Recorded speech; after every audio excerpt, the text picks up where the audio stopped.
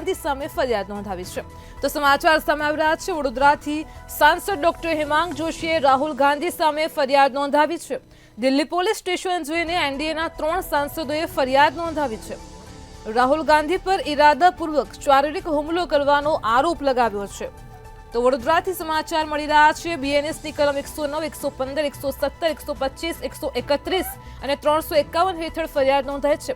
તો રાહુલ ગાંધી સામે હત્યાના પ્રયાસની કલમ 109 પણ લગાવવામાં આવી છે। વડોદરાથી આ સમાચાર મળી રહ્યા છે। સાંસદ ડોક્ટર હિમાંગ જોશીએ રાહુલ ગાંધી સામે ફરિયાદ નોંધાવી છે। દિલ્હી પોલીસ સ્ટેશન જઈને એનડીએના 3 સાંસદોએ ફરિયાદ નોંધાવી છે। તો વડોદરાથી આ સમાચાર સામે આવી રહ્યા છે। રાહુલ ગાંધી પર ઇરાદાપૂર્વક શારીરિક હુમલો કરવાનો આરોપ લગાવ્યો છે। બીએનએસની કલમો હેઠળ ફરિયાદ દાખલ કરવામાં આવી છે। રાહુલ ગાંધી સામે હત્યાના પ્રયાસની કલમ 109 પણ લગાવવામાં આવી છે। તો વડોદરાથી સમાચાર છે। સાંસદ ડોક્ટર હિમાંગ જોશીએ રાહુલ ગાંધી સામે ફરિયાદ નોંધાવી છે। દિલ્હી પોલીસ સ્ટેશન જઈને એનડીએના 3 સાંસદોએ ફરિયાદ નોંધાવી છે। રાહુલ ગાંધી પર ઇરાદાપૂર્વક શારીરિક હુમલો કરવાનો આરોપ લાગ્યો છે।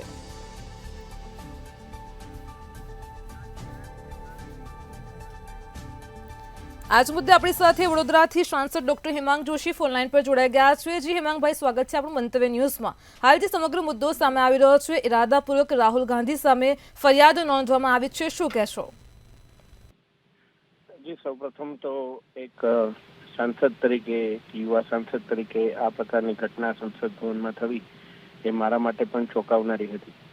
અને જે પ્રકારે રાહુલ ગાંધીજીને જ્યારે બીજેપીના સાંસદો શાંતિપૂર્વક પ્રદર્શન કરી રહ્યા હતા, અને આવું બનતું હોય છે, કોંગ્રેસ પણ ઘણીવાર આવી રીતે શાંતિપૂર્વક પ્રદર્શન જ્યારે કરતું હોય ત્યારે બીજેપીના સાંસદો એની બાજુનો જે માર્ગ હોય ત્યાંથી સંસદ ભવનની અંદર જવાનું હંમેશા રસ્તોનું ચયન કરતા હોય છે।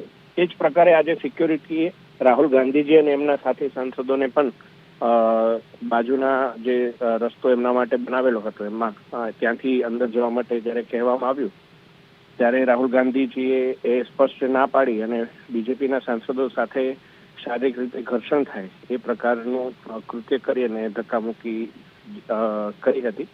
અને એના કારણે અમારા ઘણા સાંસદોને ધક્કા વાગ્યા અને એમાંથી 2 સાંસદો ગંભીર રીતે ઘવાયા હતા।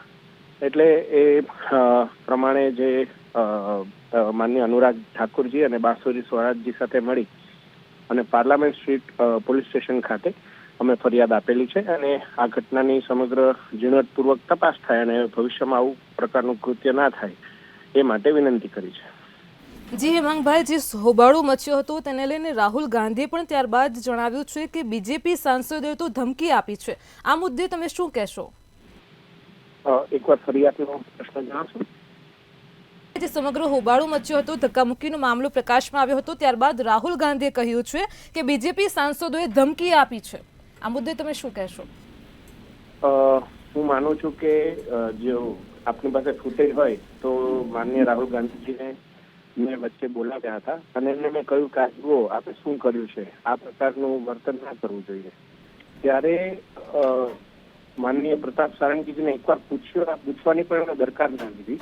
આપણે સાંસદ છીએ, પક્ષ વિપક્ષ એક બીજી વાત છે, પરંતુ આપણે માનવી છીએ, એક માનવીય અભિગમ, માનવીય ધર્મ પણ ના નિભાવી અને એમણે પ્રતાપ સારંગીને એકવાર એવું પણ ના પૂછ્યું કે આપને કેમ છે, આપને વાગ્યું છે કે શું, એ પ્રકારની દરકાર કર્યા વગર એમણે એવું કહ્યું કે એમણે મને ધક્કો માર્યો હશે। આમ કરીને અહંકાર ભર્યું વલણ રાખી અને તેઓ ત્યાંથી જતા રહ્યા હતા।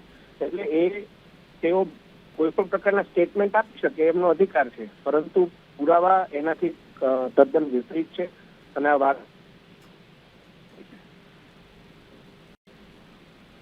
જી હિમાંગભાઈ, સમગ્ર માહિતી બદલ આપનો આભાર।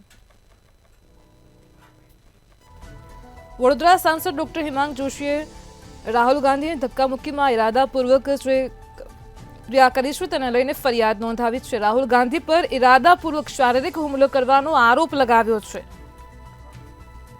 બીએનએસની કલમો હેઠળ ફરિયાદ નોંધવામાં આવી છે। વડોદરાના ભાજપના સાંસદ ડોક્ટર હિમાંગ જોશીએ આ મામલે પ્રતિક્રિયા આપી છે।